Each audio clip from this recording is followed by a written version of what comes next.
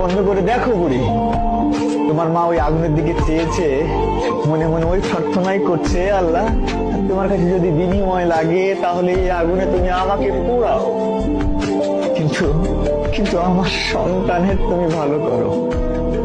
আমার সন্তান যেন খুশি থাকে, ভালো থাকে, যে কাজে তারা আছে সেই কাজের জন্য তারা যেন সফলতা পায়। আর তুমি তুমি কি করছো? তুমি এখানে এসে খুবই আরামে আরামে দিন পার করছো তো? ও মেয়ে, তোমার কি বিবেক আছে? তোমার কি বিবেক আছে? তুমি কি একবারও তাদের এই কন্ট্রিবিউশনটাকে সামনে আনতে পেরেছো? কি বাবাকে ফোন দিতে চাইলা না? বাবার হার্ট অ্যাটাক করবে, ওই অনুভূতি তো আছে যে তোমার নিউজ, খারাপ নিউজ পেলে বাবা হার্ট অ্যাটাক করতে পারে।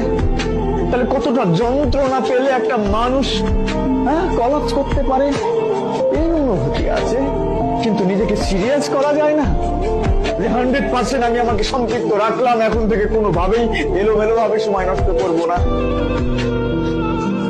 আমি নিজে বিশ্বাস করি, খুব করে বিশ্বাস করি, এখানে সবচেয়ে ভালো শিক্ষক দিলেও সব পেপারস গুলো একদম হুবহু করছি, এখান থেকে হবে কোশ্চিন গুলো, এই ব্যাপারগুলো ইনশিওর করলেও